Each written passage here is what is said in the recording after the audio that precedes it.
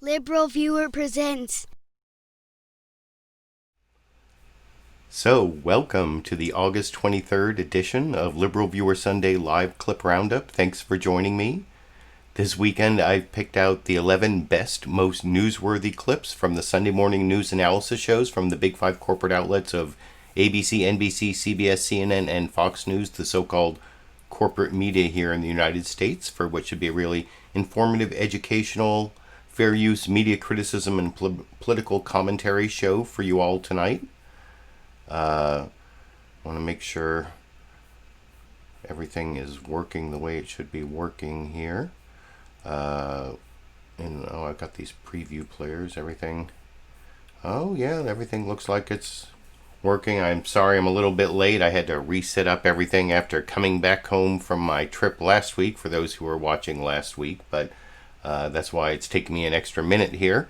But anyway, as usual, down in the video description, you can find the source of all my clips, plus the clip list of my 11 clips. These are the notes I use to remember for myself what it is I'm supposed to try to say about the clips. I have two topics. The main topic is Trump family values, and this is kind of described down in the video description. President Donald Trump, not known for his family values. And then there was this breaking news over the weekend that his sister, Maryanne Trump Barry, was secretly recorded by his niece, Mary Trump, saying Trump's a liar, he has no principles, all sorts of awful stuff, and even commenting on his real lack of family values, his family separation policy regarding asylum seekers at the border, and that policy imposed on immigrants, which was, torture, child abuse, and I'll talk about that a little bit, and then I will talk about that topic in general using corporate news summaries, newsmakers like White House Chief of Staff Mark Meadows responding to the Trump sister revelations. I think one of the news shows called it Sistergate, and then I'll also show Republican Party Chair Ronna Romney McDaniel, although she's dropped her Romney, talking about Trump not disavowing QAnon, and anyway, then there's this final topic. I'll have one clip at the end about Trump campaign colluded with Russia. If you've been watching my live stream, my Sunday live clip roundups for the many years I've been doing them, back when the Mueller report came out and was actually released after being spun by Bill Barr, it turns out there was plenty of evidence of Russia collusion, no matter how many times Trump said no collusion. And we got even more evidence of that this week in the Senate Intelligence Committee report that was released, despite what Marco Rubio says about it in this clip I'm going to show later that the ranking Democrat, Senator Mark Warner, responds to. So that's a clip at the end. And then I'm starting off with my political comedy clip. It's actually from this morning's AM Joy on MSNBC. Joy Reid has left that program, even though her name is still on it. And she has left it to various guest hosts. This week, the guest host with Jonathan Capehart, and he had a bunch of Republicans or former Republicans on the show talking about basically the death of the Republican Party, some of the, how it doesn't stand for the values, including family values it used to stand for. And here's Tom Nichols, an advisor to the Lincoln Project, this group of Never Trump Republicans who put out all these ads against Trump. And he talks about how the Republican Party is splitting. Well, he responds to what some of the previous people had said about the Republican Party splitting into various, different Republican parties, different in Mississippi and Massachusetts. And then he comes up with a very colorful metaphor on, I'm hoping what happens in the election is Trump loses, and then what's going to happen to the post-Trump Republican Party. And that's in this colorful metaphor at the end of this almost 2.5 minute clip from MSNBC's AM Joy this morning as to what's going to happen to the Republican Party after Trump loses is my political comedy clip that I will discuss with you after we watch it together over here.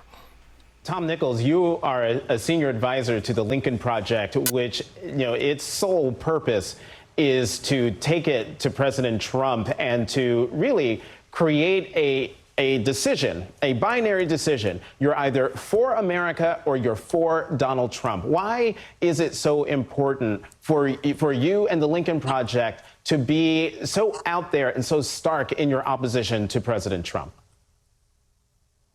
Well, some of this has to do with the discussion that we've been having that began between Witt and Stewart.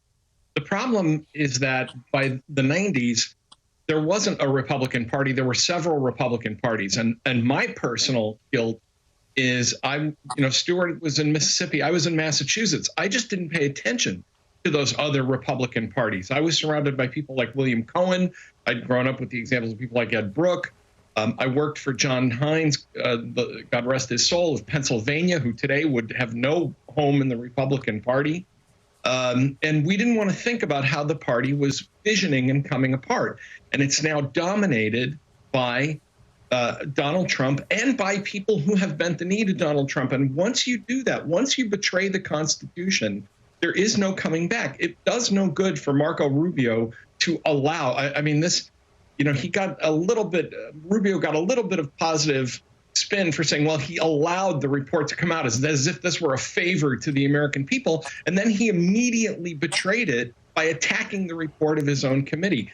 The president has, I think, is a binary choice because at this point, any other choice really is almost inexplicable to me. This isn't a 1996 where you're picking between Bill Clinton and Bob Dole. This is really a time for choosing, but also that there has to be a voice raised and a vote cast against the enablers.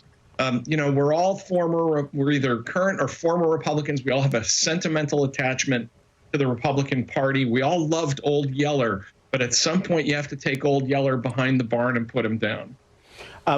Wow, that's an analogy. Let's talk about the convention, because and you'll hear a lot of talk about both the Democratic and the Republican convention, but that was quite an analogy. That's what I was saying. Is that the fate of the Republican Party? If Trump loses, someone has to take it behind the barn, like Old Yeller at the end of Old Yeller, where, the movie that makes just everyone except, people with no empathy like Donald Trump cry. I guess, is Donald Trump the only person who didn't cry at the end of Old Yeller? Who knows? But that, like I said, that's the political comedy clip, and I'm sticking to it. I thought that was an interesting, humorous metaphor, the Old Yeller metaphor for the Republican Party from Tom Nichols there in that AM Joy clip. No actual Joy Ann Reid in that clip, but there's a link down to more AM Joy video. Oh, I just dropped my clip list. And now I'm going to start with some of the news summaries. The first news summary is NBC News' Meet the Press. Chuck Todd and NBC had the longest news summary. Some of the best criticism of what Trump's been doing. You'll see a bunch of Trump clips showing how ridiculous Trump has been this last week. Two of the things missing from this news summary, Chuck Todd usually does this introduction with some of the breaking news and then puts it over to the package, the pre-recorded package. But the whole Maryanne Trump Barry, Trump's older sister, the 83-year-old retired federal judge who said all these terrible things about him, recorded by Trump's niece, Mary Trump. None of that made it into the NBC News Meet the Press news summary, even though Chuck Todd later asks Jason Miller, this Trump campaign spokesman, about it, and I'm not going to show you that clip. And the whole Russia collusion story doesn't make it into the news summary. I mean, that's big news, but the final clip I'm going to show you is Chuck Todd talking to Mark Warner about the Russia collusion Senate Intelligence Committee report.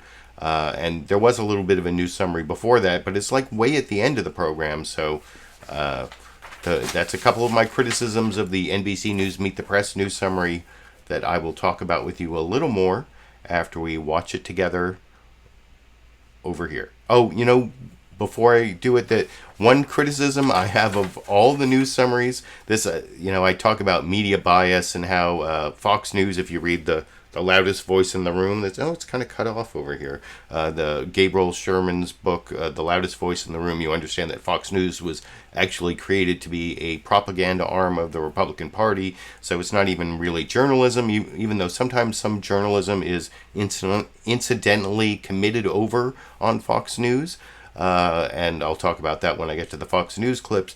But the rest of the media has a lot of biases, superficiality, being simplistic, being sensational, both sidism, and one of the other media biases I sometimes talk about is they have this incredible bias for the East Coast and New York and Washington, D.C. especially. Things that happen there are like huge news, but stuff that I'm out here in California, we're in the midst of all these huge wildfires, not mentioned once on any of the 5 Sunday shows. It has been covered on the cable news channels. I'm not saying it's never covered, but I mean, look at this is, here I am in Sacramento. This is the current particulate matter. Well, this is like 5 o'clock, like an hour or so before I started the show. If you look at the word Sacramento here, there's that purple there, that's unhealthy air. And if you look at the number for Sacramento on this screenshot, it's 248. That is in the very unhealthy range. The 201 to 300, the purple, is very unhealthy. So, and my problem here where I am is just bad air. There are people who are being burnt out of their houses. There's like hundreds of wildfires all over California. And there's more lightning coming, and the prison population that they often use to fight fires is, some of them have been released, some of them are sick from COVID, both, released because of COVID, sick because of COVID. It's a huge problem, not covered at all on the Sunday morning news analysis programs. I just wanted to point that out.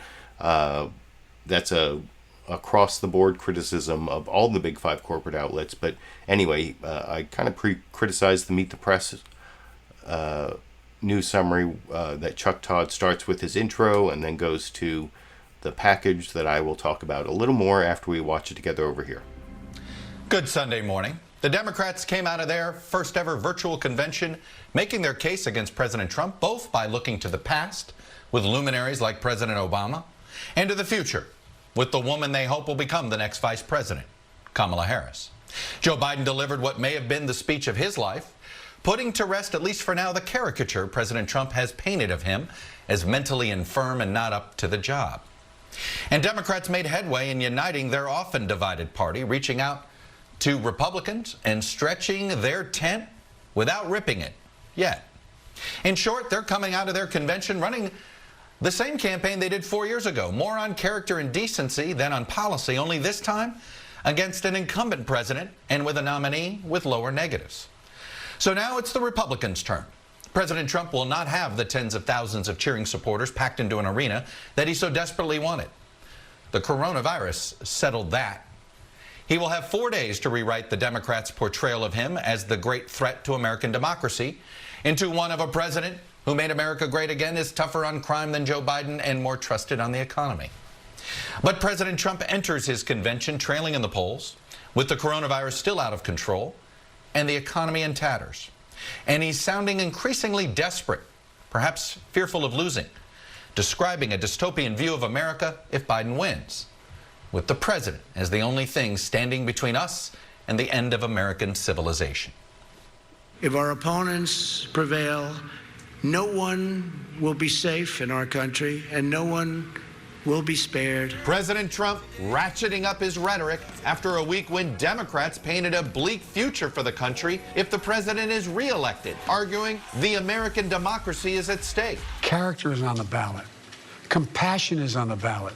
Decency, science, democracy, they're all on the ballot. Do not let them take away your power.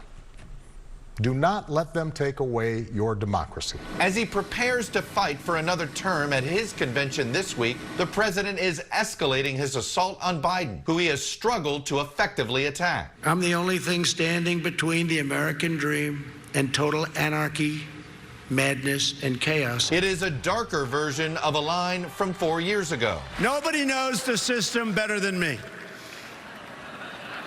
which is why I alone can fix it. But can the president make the case the election is a choice rather than a referendum on his own presidency? If you want a vision of your life under Biden presidency, think of the smoldering ruins in Minneapolis, the violent anarchy of Portland, the blood-stained sidewalks of Chicago. But Mr. Trump is president, and those images have happened on his watch. More than 70% of Americans say the country is on the wrong track. The Trump campaign has also struggled to come up with a tone and a message to counter Democrats' focus on the pandemic. Donald Trump hasn't grown into the job because he can't. And the consequences of that failure are severe. After all this time, the president still does not have a plan. Well, I do. This week, the optics of the virus may be challenging as the president tries to draw a crowd with an audience on the White House South Lawn for his speech. And President Trump appears to be growing more agitated. If we don't win, it's all gone, okay? It's all gone. Attacking the post office and escalating his attacks on mail-in voting. I don't like this mail-in ballot deal. Threatening to use law enforcement at the polls, something he can't legally do. We're going to have sheriffs, and we're going to have law enforcement, and we're going to have, hopefully, U.S. attorneys, and we're going to have everybody and attorney generals. And embracing QAnon, a conspiracy theory the FBI has called a domestic terror threat. Well, I don't know much about the movement other than I understand they like me very much, which I appreciate. I've heard these are people that love our country. Big mistake. This is a group of nuts and kooks, and he ought to disavow them. And joining me now is Trump campaign senior advisor Jason Miller. Mr. Miller, welcome. And that interview of Jason Miller was really not worth watching. I don't even know, I've mentioned a lot of times how a lot of my viewers really hate Chuck Todd and have a lot of criticism of Chuck Todd. And if you watch that interview of Jason Miller, I think he kind of deserved not a very good cross-examination of the Trump campaign official. And so I didn't even take any clips of it. And I kind of criticized that news summary. I talked about how they didn't talk about Russia, though my final clip 11, will be Chuck Todd asking Mark Warner about the whole Russia collusion report from the Senate Intelligence Committee, and nothing about the Mary Trump recordings of Maryanne Trump Barry, Donald Trump's sister, and that was a big concentration of the ABC News This Week with George Stephanopoulos news summary. And I actually like the way they kind of have this dead air at the very end of this news summary going to the president's chief of staff, Mark Meadows, and I'll show the questions that come after the clip. But first I'll just show this 1-minute news summary from ABC News this morning, which I will talk about with you a little more after we watch it together over here. Good morning and welcome to This Week. The Democrats have wrapped up their first virtual convention. And as we come on the air this morning, our brand new poll with Ipsos shows it may have done Joe Biden some good. His favorable rating's up 8 points from 10 days ago. The GOP kicks off Monday with President Trump set to appear all 4 nights. The First Lady and the president's adult children also slated to speak in prime time. But as we come on the air this morning, a different Trump family member now in the spotlight. In audio tapes given to the Washington Post by the president's niece, Mary Trump, you hear the president's sister, retired federal judge Maryanne Trump, lashing out at her brother, calling him cruel, a man with no principles, delivering harsh judgments on his conduct in office. Tweet and the lying, oh my God, I'm talking too freely, but you know, the change of stories, the lack of preparation, the lying, the holy. White House Chief of Staff Mark Meadows. And I'll show the Mark Meadows interview that starts right where I paused that last clip, but and I'll show it from the end of the Maryanne Trump Barry audio. I like the way they show the holy bleep, and then there's that dead air for a minute that I think gives it extra poignancy, but you can let me know what you think down in the comments section. one criticism I have of the last two news summaries, NBC News' Meet the Press talked about COVID a little bit, not so much in the news summary. I mean, we have almost, we're getting close to 180,000. I saw like 176,000 Americans dead, 179,000 Americans dead. Talk about getting, I guess the number of cases has gone down a little bit. Daily cases and daily deaths is now, maybe soon it might be under 1,000 a day. But it's still like 1,200 a day. That's big news, right? Like a 9/11 every 3 days, or over a 9/11, and it seems like even as cases are going down in the Bible, in the Sun Belt and the West, there in the Midwest, there are some signs that it might be on the rise. So that didn't really get much covered in those two news summaries. At least the number of cases and deaths were covered by Jake Tapper in the beginning of CNN's State of the Union this morning, where Jake Tapper starts off saying the State of the Union this week is wondering whether Mary Trump has made an in-kind contribution to the Biden campaign with, can you hear Sandy barking off in the distance there? I don't know what Sandy is barking about, but maybe I'll find out while we watch this almost 2-minute news summary from Jake Tapper on CNN's State of the Union this morning. Like I said, talking about how the audio tapes that Mary Trump gave to the Washington Post are almost an in-kind contribution to the Biden campaign, which is, I could talk about campaign finance law, that's not really true, but I guess it's just a joke that I will talk about with you a little more after I figure out what Sandy's barking at while we watch this clip together over here. Hello, I'm Jake Tapper in Washington, where the State of our Union is wondering if the president's sister has to register her in-kind contribution to the Biden campaign. Let me explain. On the eve of the Republican National Convention, we're getting stunning new audio of President Trump's sister, Maryanne Trump Barry, a former federal judge, disparaging her brother's character and his record in office, in tapes first obtained by the Washington Post and secretly recorded by the president's niece. The president's sister criticizes the president for lying, lambasts his job performance, and says he's out only for himself. This goddamn tweet and the lying. Oh my God, I'm talking too freely, but the change of stories, the lack of preparation, the lying, the holy. Judge Barry also says the president had someone take his exams before he transferred to Wharton, and according to the Washington Post, he says, quote, Donald is cruel. It's a particularly relevant development given that the president's sister is basically repeating the arguments we heard from Democrat after Democrat at their convention last week, where Joe Biden's central argument seemed to be that he is empathetic and decent and the president is not. And as the president prepares to open his convention tomorrow, his sister's negative character testimony also comes as the U.S. hits more than 5.6 million coronavirus cases and over 176,000 deaths, and as the president is continuing his attacks on mail-in voting, and now saying he might send police to monitor polling places, though it's not clear he has the legal authority to do that. But police and law and order will be much discussed this week as the president tries to make his case for a second term. Joining me now to discuss the policy aspects here, Acting Secretary of Homeland Security Chad Wolf. Secretary. And Jake Tapper fit like a whole bunch of controversial subjects. That's the thing about the Trump administration. So many things happen.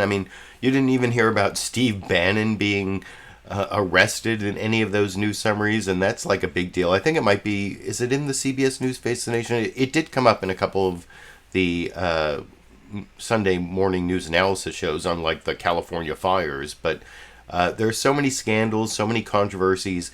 Jake Tapper fit a bunch of them in, and he concentrated on first on the Maryanne Trump Barry tapes that were recorded by Mary Trump, Trump's niece, and he somehow segued that into the Democratic convention and problems with the Trump administration, and of course Trump's cruelty. And so kudos to Jake Tapper for weaving all that together in less than 2 minutes.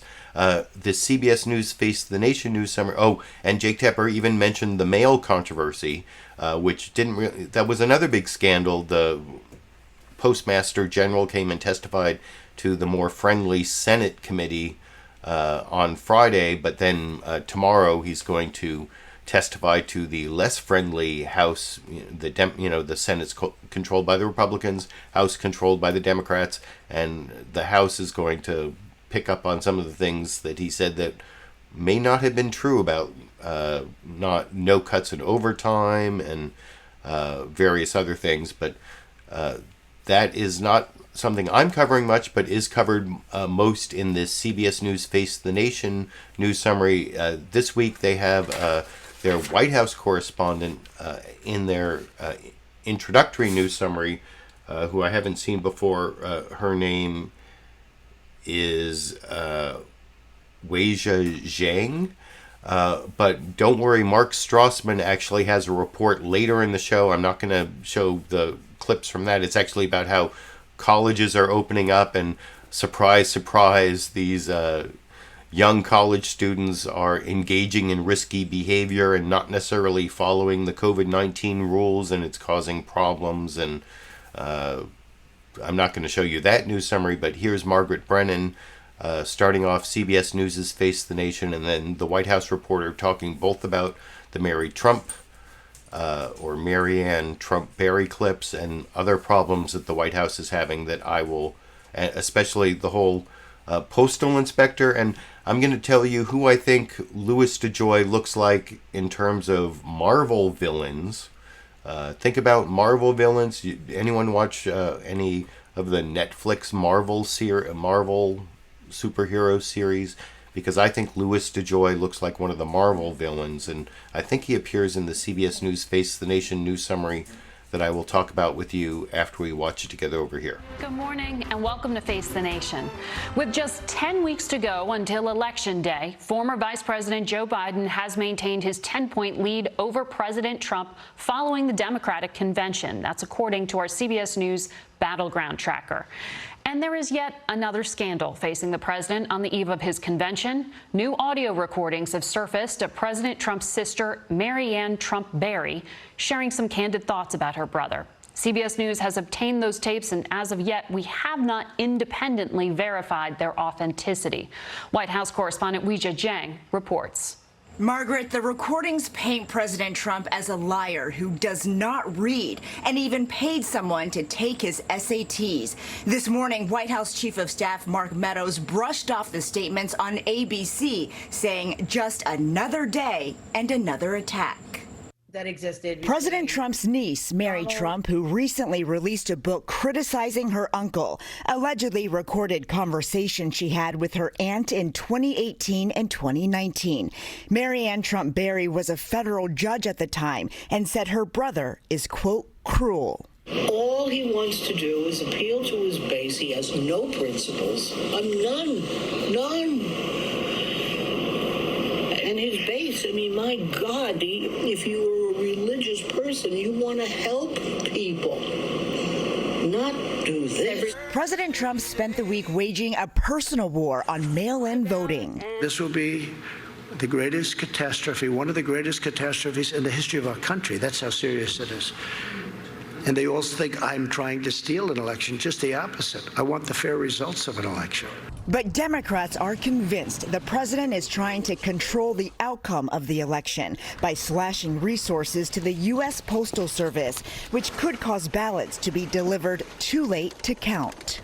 Don't pay any attention to what the president is saying, because it is all designed to suppress the vote. The bill is passed. In a rare summer Saturday session, House lawmakers passed an emergency measure to send the Postal Service $25 billion to help process ballots. Republican lawmakers agreed with President Trump. This bill is a sham. We are piling up money. We might as well put it on the National Mall, have a bonfire. The bill would also reverse recent operational changes that resulted in nationwide mail delays, forcing the return of machines and mailboxes that were already removed. A new CBS News battleground tracker finds 3/4 of Republicans believe they are better off now than they were 4 years ago. Republicans also agree with Mr. Trump's handling of the economy, with 67% saying it's in good condition. President Trump plans to participate every night of the Republican National Convention, which kicks off tomorrow. Campaign officials say he will present a contrast to the, quote, dim and dark view of the country that Democrats offered. And the president's chief of staff promises Americans will see a new side of the president. Margaret? Ouija, thank you. We turn now to Republican National Committee Chair Ronna McDaniel. She joins us. Ronna McDaniel, or as I like to call her, Ronna Romney McDaniel. I think she's Mitt Romney's niece, kind of like Mary Trump is Donald Trump's niece. I don't think they showed a picture of Louis DeJoy in that news summary, the Postmaster General. It might be in this Fox News Sunday news summary. I could be wrong about that. I'll wait till after I show this next news summary, which doesn't mention anything about the new breaking news of Trump family gossip.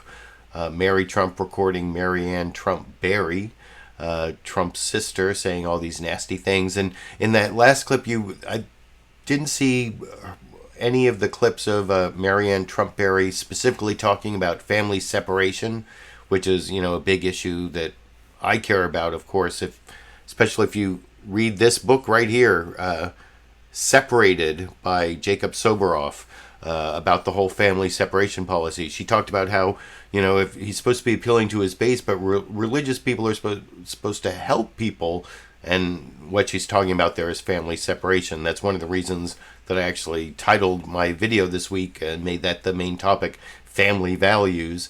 But the postal system, I think, does kind of... It comes up at least briefly in this Fox News Sunday news summary. Chris Wallace starts off and then gives it over to Kevin Corke, the reporter. It is kind of pro-Trump in that none of the Maryanne Trump Barry clips come up. Chris Wallace does ask Mark Meadows about it later. Nothing about the Russia collusion, of course. I think that may come up later in the program as well, but none of it's in the news summary.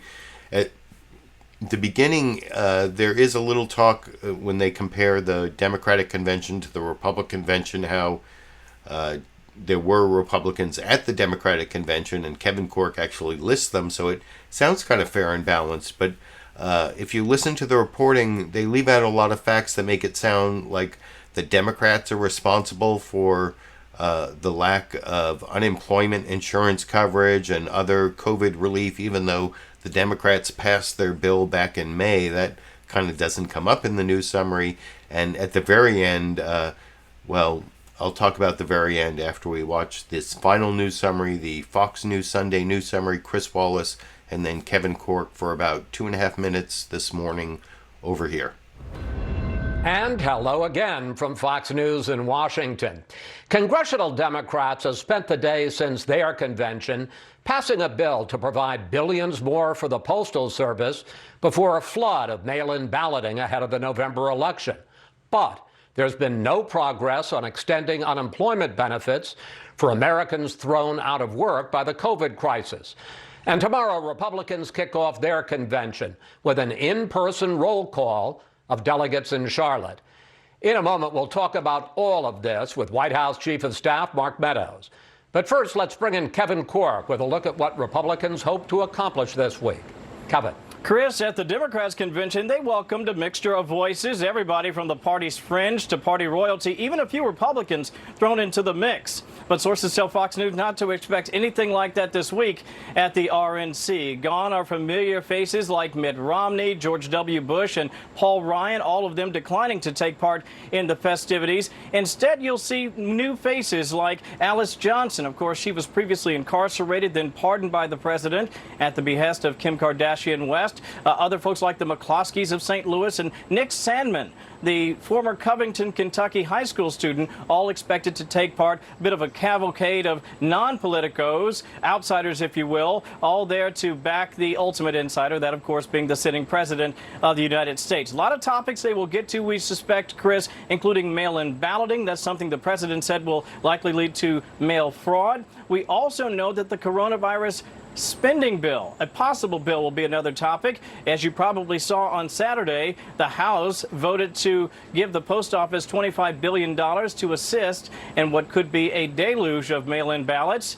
In fact, there were more than 24 Republicans, Chris, that actually joined ranks with the House Speaker Nancy Pelosi and the Democrats. But there is one other topic that you probably didn't hear a lot about, and that is a meeting that didn't happen with the White House Chief of Staff, Mark Meadows. He tried to have a conversation with Nancy Pelosi about a possible coronavirus spending bill. A lot of people still hurting out there, Chris, but the Speaker was too busy to talk. Chris? Kevin Corke reporting from the White House. Kevin, thank you. And joining us now, White House Chief of Staff Mark Meadows. Congressman.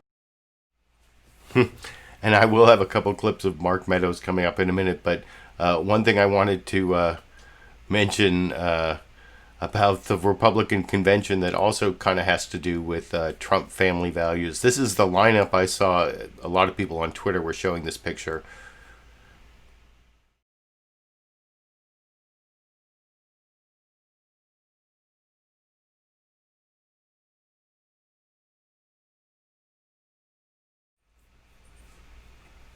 Oh, sorry, I had the audio turned off, but you can see here this screenshot from Fox News doesn't show all the speakers at the convention, but at least this list they showed on Fox News, it's like more than half the people are Trumps. More than half the speakers are Trumps. They actually released a more extensive list where not half the speakers are Trumps, but that also shows you how like the Republican Party has kind of become the Trump party. But I think you saw some of the bias in that Fox News Sunday news summary. I don't really have to go over it with you again there. The next clip I'm going to show you is the one I kind of teased earlier when I showed the ABC News This Week with George Stephanopoulos news summary. You saw how George Stephanopoulos, and one of the reasons I show the news summaries is they're actually relevant to the newsmaker interviews that come later, because the newsmakers watch the news summaries and then they actually react to the way that the news has been summarized. And that could not be more clear than what happened on ABC News's This Week with George Stephanopoulos this morning, when George Stephanopoulos showed that news summary that focused on Maryanne Trump Barry's comments and ended with her saying, I think the words were holy shit, but it's like holy beep. And then there's this dead air that I was saying earlier. It makes it kind of hang there poignantly. And then George Stephanopoulos goes into his questioning of White House Chief of Staff Mark Meadows, former Freedom Caucus member in the House of Representatives, a total right-wing partisan tool who is now fittingly a mouthpiece for the Trump administration. And I will talk, and I will show that clip, and then there's also another clip of him on Fox News Sunday. But here's the ABC clip reacting to the Trump family hatred for Trump that I will talk about with you a little more after we watch that ABC News This Week with George Stephanopoulos clip from this morning together over here. Holy White House Chief of Staff Mark Meadows joins us now. Thank you for joining us, Mr. Meadows. Have you spoken to the president about those tapes? What's his response? Well, obviously, he's been public with his response. You know, just another day and another attack that we continue to see, George. I can tell you that I've never met the judge. I was at the funeral the other day. I was hoping to meet her there. She didn't show up for her brother's funeral. And the president that I have the privilege of serving, is not the one that's being described on a 15-hour, I guess is what I'm reading, secret tape. I mean, what family member tapes another family member for 15 hours secretly? I can tell you this, the president is committed to this country, loves this country. In terms of the one principle that he not only every morning talks to me about is what can we do to serve the American people better, and he's been very consistent in that. The president's sister also claims that he paid someone, a man named Joe Shapiro, to take his entrance exams to the University of Pennsylvania. Let's listen. And he went to Fordham for 1 year, and then he got into University of Pennsylvania. I guess he had somebody take the exams. No way. And he had somebody take his entrance exams? SATs or whatever. Yeah. Oh, Jesus. You're kidding. You know, the president has denied this, but why would his sister lie about it in what she thought was a private conversation? Does the president have any evidence at all to back up his denial? Well, he does. I mean, Pam Shriver came out. I guess the person that was accused of taking the test actually was. Actually, that was a different Joe Shapiro. Yeah. Well, it was actually interesting because it was a Joe Shapiro at the same school. So when we start to look at that, listen, we have the president of the United States, one of only 45 people that have been elected. I can tell you a number of other things that supposedly have been alleged that the president doesn't read much. You may see it when he goes to Marine One. There's a cardboard box that is brought on Marine One. What's in there are clippings and clippings each and every day. He reads probably more than anybody I know, which causes me to have to read more because every morning he's giving me a to-do list. Every evening he's giving me a to-do list. So listen, this is politics as usual by a niece that was written out of a will that would apparently just has an axe to grind because she wants Joe Biden to be president. I can tell you this, that this president each and every day is not only well prepped, but does more than any president that I've ever been able to have the privilege of researching and reading about in terms of wanting to make sure that we advance critical agendas for the hardworking American people on Main Street. Let's turn to the COVID crisis. And so, yeah, even though I said ABC didn't really talk about the COVID crisis, you see they did ask the White House Chief of Staff, Mark Meadows, about it. But there were so many dishonest and offensive parts of Mark Meadows' answer. You see, he came after Trump's 83-year-old sister for not attending her brother's funeral in the middle of a pandemic that affects people over 60 and especially over 80 the most. That was kind of nasty. And he came after Mary Trump a couple times. Now, I haven't read Mary Trump's whole book that I have right over here over my shoulder. I've read some of it, and he said she got written out of the will, and why would anyone record their family member for 15 hours? But if you even read a little bit of this book, you'll find out what happened to Mary Trump. Her father, Fred Trump Jr., died before Fred Trump did, her grandfather, and Donald Trump and Maryanne Trump Barry and Robert Trump were the other Trump siblings. And when Fred Trump died,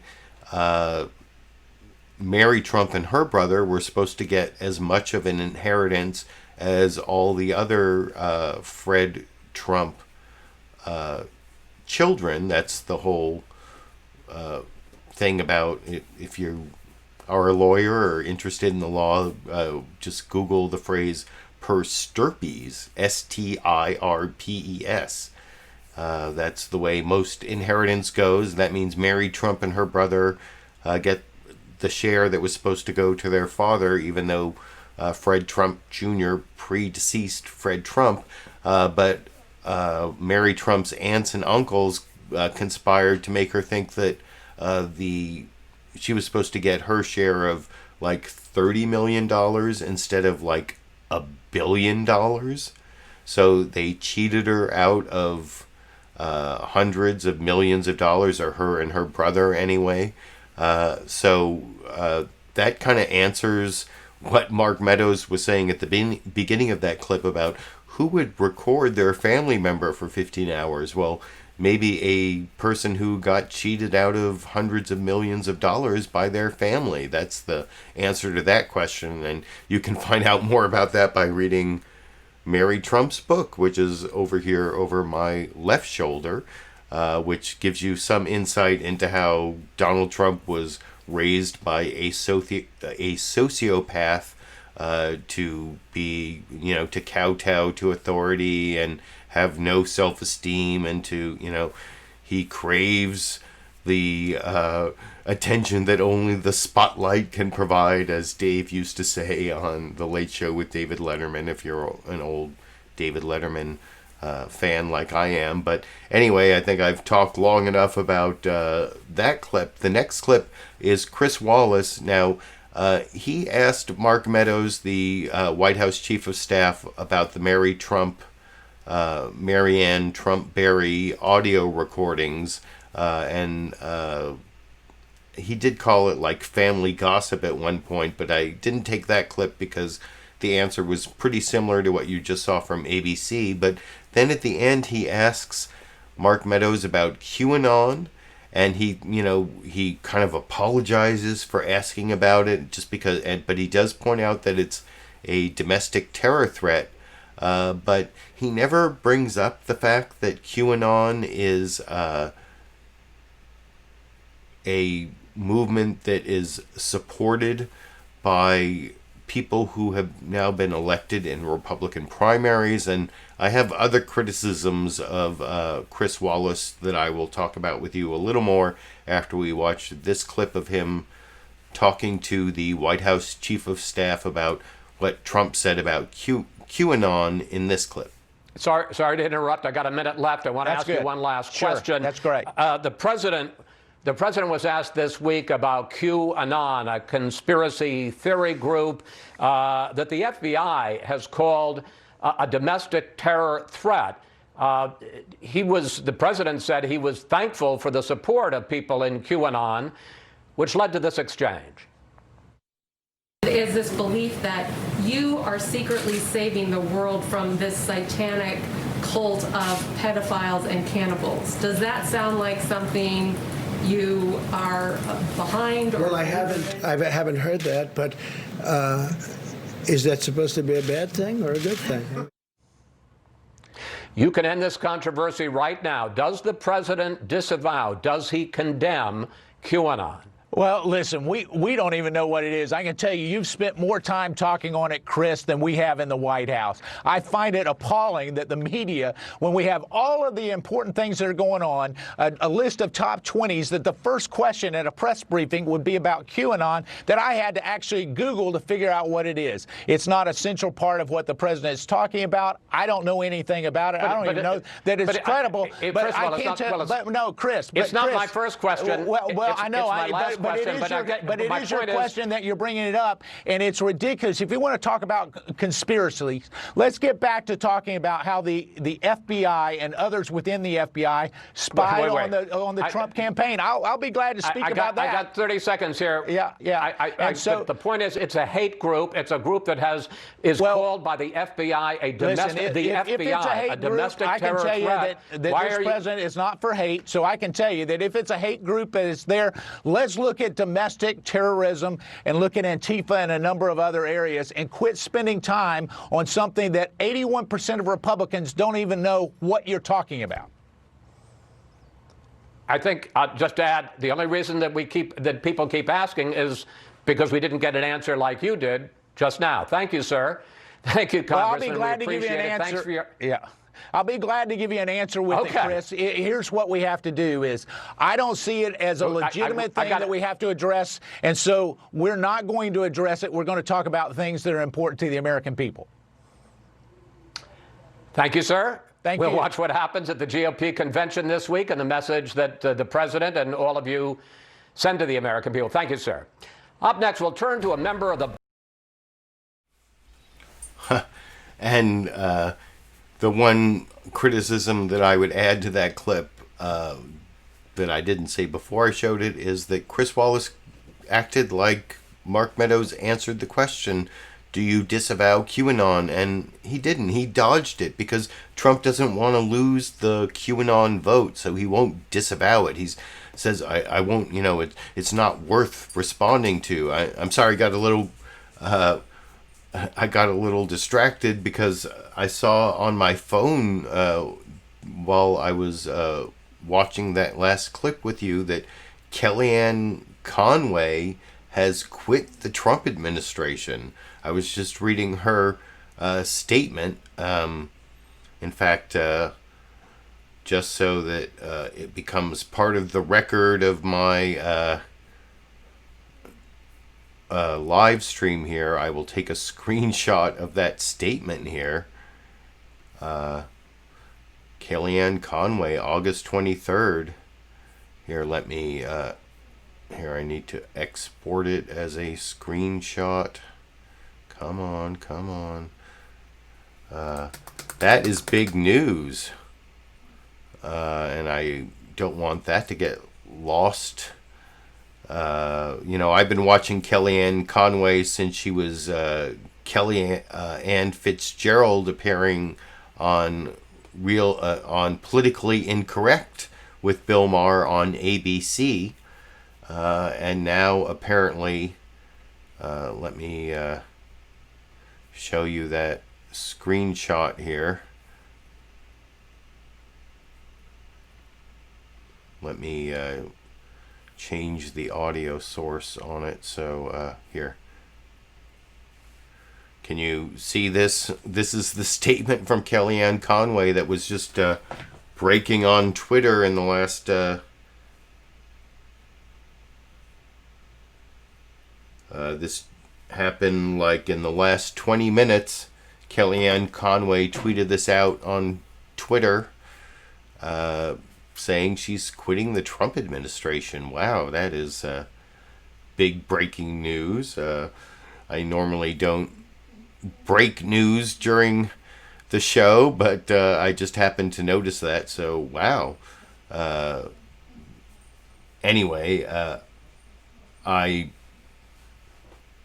talked about those two Mark Meadows clips, the White House Chief of Staff, and criticized Chris Wallace there for, and he also didn't ask about, he apologized for asking about QAnon, and never asked about the people who have won Republican primaries for to be Republicans in Congress who embrace QAnon. There are a couple Republicans who have these weird conspiratorial views, but the next clip I want to show you is a few questions from Jake Tapper's cross-examination of the acting, or if you're looking down in the video description, I call him the illegally acting Secretary of Homeland Security, because if you watch this clip all the way through, at the end, Jake Tapper asks him about how the GAO has said his appointment is illegal, and a court has actually said that the whole chain of succession in the Department of Homeland Security is illegal. And I'll talk about that more after I show the clip. But the beginning of this clip is one of the things that came out. There's this guy, Mark Taylor, who worked at the Department of Homeland Security, who is a Republican, and recently has come out with all these revelations about nefarious shit that was going on in the Department of Homeland Security, including regarding the family separation policy. Like I said, read this book, Separated, by Jacob Soboroff, if you want to know the depths of the torture and child abuse perpetrated on immigrant children by the Trump administration. But this is just about how Trump, even when he was telling the public that that whole policy was done, kept trying to implement it over and over again. Chad Wolf denies it. Chad Wolf denies a lot of things that, like I said earlier, Jake Tapper fit like tons of controversies into the news summary that I showed earlier. He fit a ton of controversies into his cross-examination of Chad Wolf. I think if you click on the CNN State of the Union link down in the video description, you can watch the entire interview. Here are a few of the questions, starting with the total lack of Trump family values represented by family separation. Like I said, read Jacob Soboroff's book for more information, but it comes up briefly in Jake Tapper's cross-examination of Chad Wolf over here. So, you were in the department when Miles Taylor was chief of staff, and he said, and I know you kind of disparaged him a little there, but he says that President Trump repeatedly tried to order the Department of Homeland Security to separate children from their families at the border. This is after the controversy, after the policy was rescinded, that he repeatedly wanted to do it, even if they showed up at ports of entry in a legal fashion. And he called for agents to, quote, this is according to Miles, rip them apart, parents from their kids, to scare migrants from coming to the border. This is even after the president backtracked on the policy. Taylor says the president continued to express a desire to reinstate it, quote, almost every single month. Were you aware of this? No. So the description that you outlined there is nothing that I have specifically heard. Again, that ended in 2018, the zero tolerance, and we have not instituted any policies, any programs since, I believe, June, when that ended back in 2018, the zero tolerance. And so this idea of somehow resurrecting this has never been on my radar. It's not what we're focused on at the Department of Homeland Security. We've made a number of initiatives and policy changes on that southwest border to apply real consequences to individuals who cross illegally. And we'll continue to do our job every day, but this is not an issue that I'm focused on. Hasn't been discussed in over 2 years. Miles Taylor also told CNN that the president instructed top officials at DHS to listen to Fox Business host Lou Dobbs' cable show every night, saying, quote, what Lou says is what I want to do, adding, if Lou, this is Miles Taylor saying, if Lou Dobbs peddled a conspiracy theory on late night television, the president wanted us to be tuning in. Is it true that President Trump tells folks to listen to Lou Dobbs every night, that that's how he wants to address safety and security at the border? Absolutely not. And again, we can talk about Miles and all the accusations all day. I'm focused on what the department's doing. But no, I've never been told to watch Lou Dobbs or any other news show, even yours, to get what we want to do at the Department of Homeland Security. So again, I'm focused on looking forward, protecting the homeland, protecting our elections, and doing a number of things to continue to protect Americans and communities across this country. Yeah, I get that. It's just that Miles Taylor was the chief of staff, a loyal Republican, longtime Republican. And it's not just him raising questions about the president's judgment and fitness for office. You've served under former secretaries of the Department of Homeland Security, John Kelly and Elaine Duke and Kirstjen Nielsen. All of them, according to sources, have since questioned President Trump's judgment. And I'm wondering what you make of that you have three top secretaries or acting secretaries, plus, of course, Miles Taylor, all of them casting aspersions on President Trump's ability to lead this nation in his judgment. Well, what I'm not going to do is I'm not going to try to get into each individual's head to try to understand what they're thinking. I know how I dealt with them when I was at the department. All of the individuals that you just discussed were strong proponents of what the department's doing and the president while in office. A number of them have left, some on their own, some not on their own. And what we see now before an election is just that. It's politics, particularly with Miles. 14 months ago, he left the department. Hasn't said anything until about 5 days ago. So again, I think people understand what this is about. This is about politics, first and foremost, and it's unfortunate. But we'll continue to push forward on protecting the homeland and doing a number of initiatives at the department. I think he would say it's not politics, that he thinks President Trump is unfit to lead the country. I mean, that's what he's saying. Even though he's a longtime Republican, he endorsed Joe Biden. Then I would have said, where is that criticism, or where are those comments 14 months ago? The Government Accountability Office just reaffirmed its ruling on Friday that your appointment to the position, acting Secretary of the Department of Homeland Security, was invalid. Now, it all gets very complicated, but the bottom line is that DHS, according to this agency, used the wrong line of succession when Secretary Kirstjen Nielsen resigned, which meant that your predecessor, Kevin McAleenan's acting appointment, which is invalid, and therefore that your acting appointment is invalid. How can you credibly serve as a top law enforcement official in the U.S. if, according to GAO, your very appointment was illegal?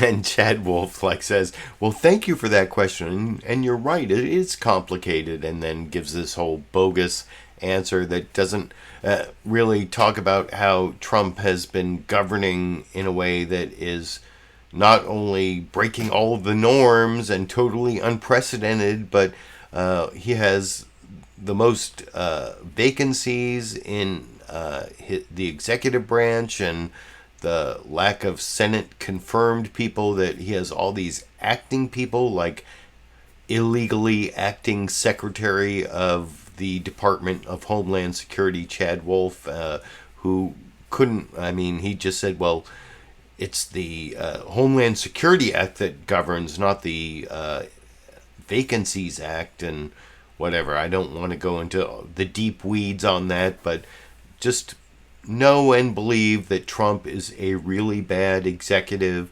He's governing really badly. He doesn't understand, despite what you saw in that NBC News Meet the Press news summary, where they're talking about how in 2016 he says, no one understands the system better than I do, and I alone can fix it. Well, he doesn't understand much of anything other than his own immediate gratification needs and whatever. If you want to see Chad Wolf, the illegally acting Secretary of the Department of Homeland Security, get totally sliced and diced in an interview, that was just a slice of the slice and dicing.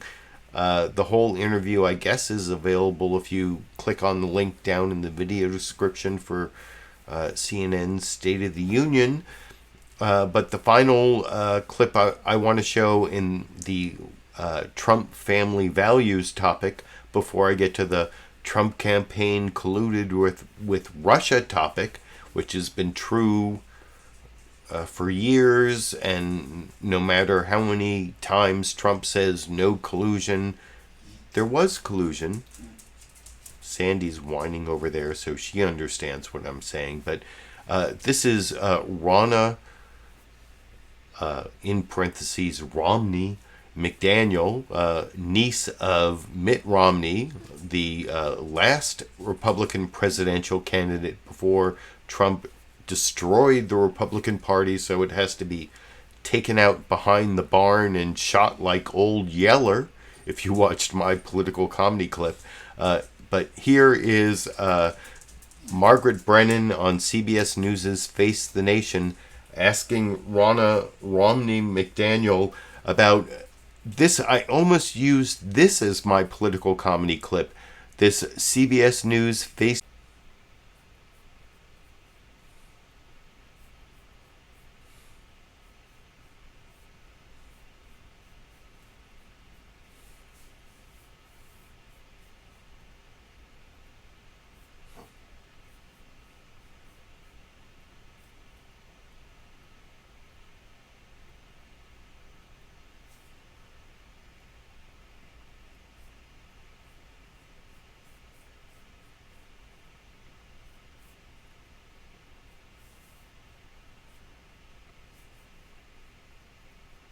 Wow, I don't know what happened there. Like, my streaming software quit unexpectedly, so I apologize for that. But I'm back, and I was just introducing the Ronna Romney McDaniel clip, I guess. And I was talking about how, unexpectedly quit. I don't know. I've been having problems with streaming recently. I think I may have to clear some things out on my laptop. But anyway, here is Republican National Committee Chair Ronna Romney McDaniel talking to Margaret Brennan about here's the CBS News Face the Nation poll. You can see here that 57% of Republicans think that the number of COVID-19 deaths is acceptable. compared to 10% of Democrats and 33% of Republicans, which is pretty ridiculous.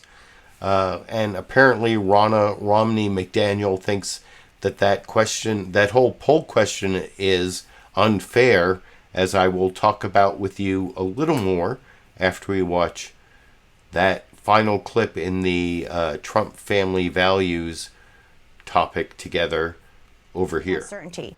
I want to ask you about some of our data that we just got. CBS News has a battleground tracker out, and it's showing a big divide between how Republicans view the U.S. response to the coronavirus and how the majority of voters see it. 73% of Republicans say it's going well.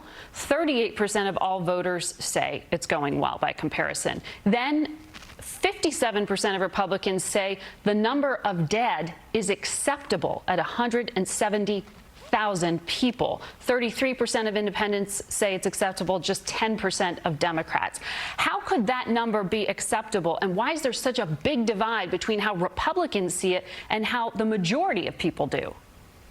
Well, I think that is a really unfair poll. And of course, there is nobody in this country, there is nobody, starting with the President of the United States, who wants to see people pass away from this global pandemic that came here from China, not being honest, from the WHO failing in their one duty to identify a pandemic, and they failed the global community. But let's be honest, Republicans do not want to see people suffering from this pandemic. We have all been affected by this. Margaret, this is a global pandemic. Nobody wants to see somebody die from this. I have had friends die from this. This is not something people want, but the president's response has saved lives by shutting down travel early, which Joe Biden called xenophobic, by doing the decisive actions he did early. From China, but not Europe. Lives. But did it from Europe as well. But Joe not Biden until didn't, March. But Joe Biden didn't support that. You didn't hear him come out and say we should shut down travel from Europe. You didn't hear Democrats saying that. They have opposed this president every step of the way in a time of crisis when we should be coming together as Americans. This should not be politicized. One area where Republicans also differ from voters overall is on the Black Lives Matter movement. Most voters nationwide. And Margaret Brennan there asked Ronna Romney McDaniel about Black Lives Matter as well. And actually, at a link down in the video description, you can see the entire Face the Nation program cut up into clips on their YouTube channel. That's the only one I can promise you. I don't know if they make it available only in some countries, but at least if you're in the United States, if you click on the Face the Nation clip down in the video description, you will definitely be able to watch almost the whole program cut into clips. And you can watch that whole Ronna Romney McDaniel interview. And like I said earlier, the Mark Strassman report on how kids who go back to college can't necessarily be expected to not engage in risky behavior. That's like big news on CBS, apparently. I don't know what happened earlier with that unexpected quit in my live streaming software. Right now I'm broadcasting using a document called Recovered Document. But whatever, you don't need to know that. But anyway, that was the last clip on the Trump family values topic, and I think that also has to do the whole topic there about how a majority of Republicans think 170,000 plus dead Americans is acceptable. Is that a family value? I don't think so, and that's what Ronna Romney McDaniel was talking about there. But this last news clip that I talked about earlier is Chuck Todd. This is the Trump campaign engaged in Russia collusion, and I actually put a link down in the video description to the latest report from the bipartisan Senate Intelligence Committee, and most of it isn't new. I mean, we know that the Trump campaign colluded with Russia. Roger Stone was in contact with people somebody from WikiLeaks coordinating release of the Hillary Clinton and the DNC hacked, the DNC hacked material. It was like John Podesta and other DNC people, Donna Brazile, hacked emails that were released to help the Trump campaign. That was WikiLeaks did that, and Roger Stone coordinated all of that, and that was only one half of Russia's interference in the 2016 campaign. Not only leaking the DNC emails, but they had this whole social media campaign, and then Trump campaign manager Paul Manafort gave a whole bunch of campaign information to this guy Konstantin Kilimnik, who now one of the new revelations from the Senate Intelligence Committee is he was a Russian intelligence officer, and that's something that Chuck Todd asked Mark Warner about, contradicting what you see Marco Rubio saying, that there was no Russian collusion. Well, if the campaign manager from the Trump campaign was giving campaign information to a Russian intelligence officer to help them target their social media campaign and to release these hacked DNC emails, and Roger Stone was coordinating that, talking to Donald Trump. And of course, Donald Trump Jr. met with Russian operatives in Trump Tower in June 2016. So if that's not Russia collusion, what is Russia collusion? But Marco Rubio doesn't think so in this clip that begins the final news. Oh, I've got Sandy over there and Dash over here. I will have a Dash and Sandy clip after we watch this final news clip. Chuck Todd talking to Democrat Mark Warner from the Senate Intelligence Committee about Russia collusion over here. You guys named Konstantin Kilimnik as a Russian intelligence asset. It went further than the Mueller report did on that front. And it's that specific piece of information that I want to ask you about regarding this statement from the current acting chair of the Intelligence Committee, Marco Rubio. Let me play that statement. After interviewing over 200 witnesses and reviewing over 1 million pages of documents, we can now say three things without any hesitation. First, we found absolutely no evidence whatsoever that Donald Trump or his campaign colluded with Russia to meddle in our elections. It's that specific there. He said that it's definitive.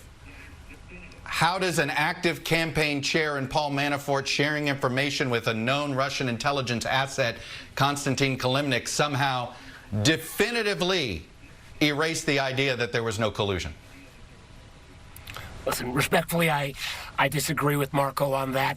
You will see a whole series of other Democrats who wrote a separate opinion where they drew a different conclusion. Richard Burr was chairman for most of the investigation. As I was vice chair, we decided that we would not join any other comments, that we would let the report stand as it is. This is a report that was passed 14-1. It's the 5th volume. The other reports were all virtually unanimous, where we showed Russian interference in social media, their attempts to attack our election system. And Chuck, one of the things that I think would be really important, you saw that put up where you did earlier with all these folks who'd been indicted from the Trump campaign. What we should have also listed were all of the Trump intelligence officials, from Dan Coats, the director of national intelligence, to Joe McGuire, the director of national intelligence, both their deputies, to Michael Atkinson. Trump intel officials who all told the truth about the Russian ongoing investigation, and they were all fired because this president and this White House doesn't want to hear the truth. You also seem to indicate that the president may...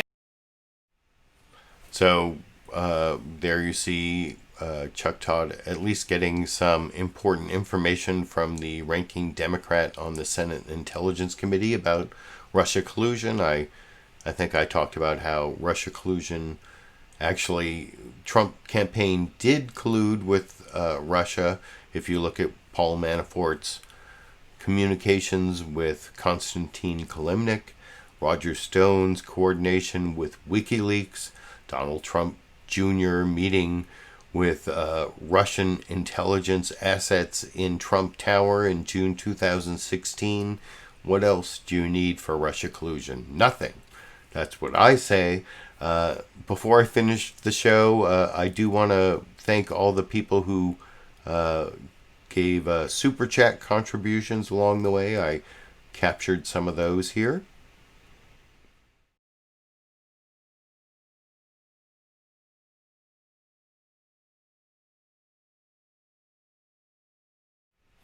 I'm sorry, I don't have time to respond to all of those specific comments, but I do appreciate all the people who support my videos financially through Super Chat there, through direct PayPal contributions at the link I put down in the video description, and of course my monthly contributors through Patreon. There's a Patreon link down in the video description, or you can click on that join button. I think Kettle just rejoined during the show, so I appreciate that. Thanks, Kettle. And if you click that join button, then you're supporting my videos financially through YouTube, just like those super chat contributors. And before I finish, I saw before the show people were asking, is there going to be a Dash and Sandy clip, or a Dandy clip as some people like to call it? Well, yes, the answer is yes. I actually recorded Dash and Sandy earlier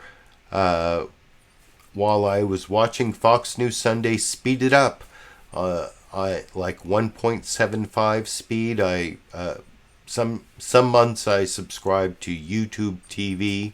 That's about to expire because, you know, YouTube TV is now charging $65 a month instead of $50 a month.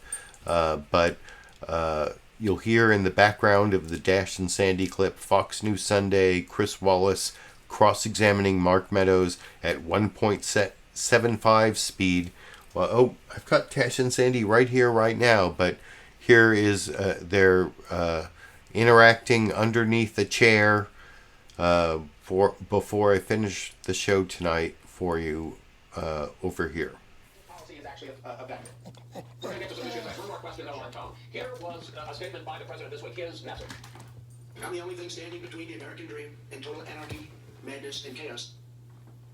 Congressman, some people would say that's a pretty dark and angry message. Well, I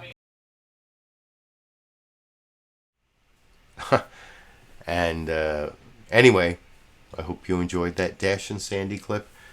I actually have Dash over here to my right, Sandy to my left, and here I am for the Steve Miller Band fans out there, I guess. But that's the show. I want to finish up. I hope you appreciate the 8 to 10 hours I spent watching all the shows, picking out the clips, capturing them, editing them, and adding my commentary and criticism like I have for the last 383 Sundays, 7+ years of Sundays, which I will continue to do for at least the rest of 2020 and through January 20th of 2021. Sandy's whining about that off in the distance. You heard her barking off in the distance.